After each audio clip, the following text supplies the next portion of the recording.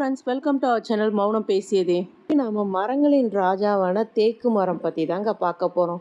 எல்லாருக்கும் தேக்கு மரத்தை பற்றி நிறைய தகவல் தெரிஞ்சிருக்கும். ஆனால் தேக்கு மரம் ரத்த கண்ணீர் வடிக்குங்கிறது யாருக்காவது தெரியுமா? உண்மைதாங்க. இந்த தேக்கு மரத்தை பாருங்களேன், நான் லைட்டாக சும்மா தொட தான் செஞ்சிட்ருக்கேன். அதை காயப்படுத்தவும் எதுவும் பண்ணலை.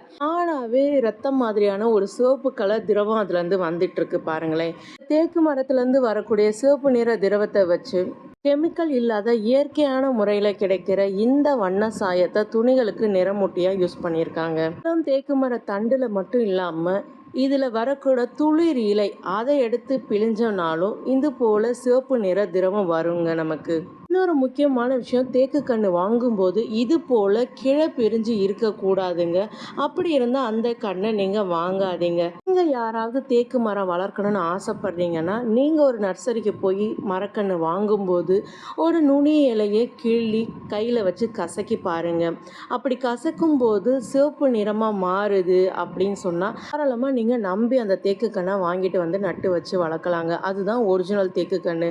தேக்கு கன்று வளரும் போது இது போல் குட்டி குட்டியாக கிளை அடித்து வருங்க. அதை சின்னதுலேயே உடச்சி விட்டுருங்க. இப்படி பண்ணுறதுனால மரத்தில் பூச்சி தாக்குதல் ஏற்படாமல் பாதுகாக்கலாங்க. பெருசாகி வெட்டும்போது மரத்தில் பூச்சி தாக்குதல் ஏற்பட வாய்ப்பு இருக்குது, அந்த துளை வழியாக போய். இந்த தேக்கு கன்று சுமார் ஒரு 4 மாதத்தில் எனக்கு 10 அடி உயரம் வளர்ந்து வந்துருச்சுங்க. தேக்குக்கன்று வளர்ந்து வர ஆரம்பிக்கும் போதே கொஞ்சம் கொஞ்சமாக அதோட இலையெல்லாம் நம்ம கழிச்சு விடுறது நல்லதுங்க. அப்போ தான் அது கிளை பிரியுதா இல்லையா நமக்கு ஈஸியாக கண்டுபிடிக்க முடியும். இது போல் இந்த இலையோட உள்பகுதியிலிருந்து வருங்க கிளை அடித்து. நம்ம இலையும் கிள்ளி விட்டணும், இந்த வளர்ந்து வர கிளையையும் சின்னதிலே நறுக்கி விட்டணுங்க. அப்போ தான் பார்த்திங்கன்னா நமக்கு கிளை பிரியாமல் இருக்கும். தேக்கு மரத்தை பொறுத்த வரைக்கும் கிளை பிரியாமல் நீண்டு நெடுமரமாக வளர்ந்தாதாங்க நமக்கு அதிக பயன் இருக்கும். தேக்கு செடி தரைப்பகுதியிலிருந்து 20 அடி உயரம் வர வரைக்கும் இது போல் பண்ணுறது ரொம்பவே நல்லதுங்க. கிளை பிரியாமல் இருக்கும். கை வச்சிருக்க பகுதிக்கும் அதுக்கு மேல் உள்ள பகுதிக்கும் கலர் பாருங்களேன், கொஞ்சம் வேறுபடுதா? இந்த கீழ் உள்ள பகுதி இதுக்கப்புறம் நல்லா பருத்து தடிமனாக வளர ஆரம்பிச்சிருங்க. மேல் உள்ள பகுதி நீண்டு நெடு தூரம் நல்லா உயரமாக வளர்ந்துக்கிட்டே போகும். அதுக்கப்புறம் அதோட நிறமும் இது போல் மாறிடும். உண்மையாக அந்த தேக்கோட வளர்ச்சி எப்போனா 15 to 20 ஆண்டுகளில் அறுவடை பண்ணாதாங்க நமக்கு லாபம். வளர்ந்த ஏ கிரேடு மரத்துக்கு ஒரு கன அடிக்கு 1500 முதல் 9000 வரை தருவாங்க. நம்மெல்லாம் வீட்டில் ஒரு பெண் குழந்தை பிறந்துட்டாவே பெண் குழந்தை பிறந்த உடனே ஒரு தேக்கு நட்டு வைக்கிற வழக்கம் இருந்ததுங்க. பின்னாடி அந்த பெண் குழந்தை வளர்ந்து பருவம் அடைஞ்சு கல்யாண வயசு வரும்போது இந்த தேக்கு கை கொடுக்குன்னு ஒரு நம்பிக்கைங்க.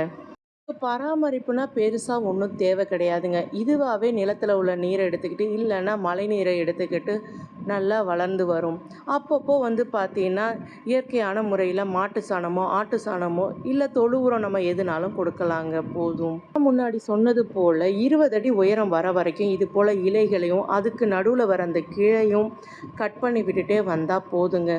ஒரே நேரம் உயரமாக மரம் ஆரோக்கியமாக வளர்ந்து வரும். இதில் ஏதாவது டவுட்ஸ் இருந்தாலும் மறக்காமல் கமெண்ட்ஸில் கேளுங்க, ரிப்ளை பண்ணுறேன். இல்லைன்னா நம்ம சேனலில் உள்ள வாட்ஸ்அப் நம்பருக்கு வாட்ஸ்அப் பண்ணுங்கள், இல்லை நார்மல் மெசேஜ் கூட பண்ணுங்கள். கொச்சுக்காமல் தயவு செஞ்சு கால் பண்ணாதீங்க. வாட்ஸ்அப்பில் மெசேஜ் பண்ணுங்கள், கண்டிப்பாக நான் ரிப்ளை பண்ணுறேன். பிடிச்சிருந்தால் மறக்காமல் லைக் பண்ணுங்கள். சப்ஸ்கிரைப் பண்ணாத ஃப்ரெண்ட்ஸ் எல்லாம் சப்ஸ்கிரைப் பண்ணுங்கள். அப்படியே பக்கத்தில் உள்ள பெல் ஐக்கானை கிளிக் பண்ணி ஆளுங்கிற ஆப்ஷனை கொடுங்க. அப்போ தான் நான் போடுற வீடியோ உங்களுக்கு நோட்டிஃபிகேஷனாக வரும். தேங்க்ஸ் ஃபார் வாட்சிங்.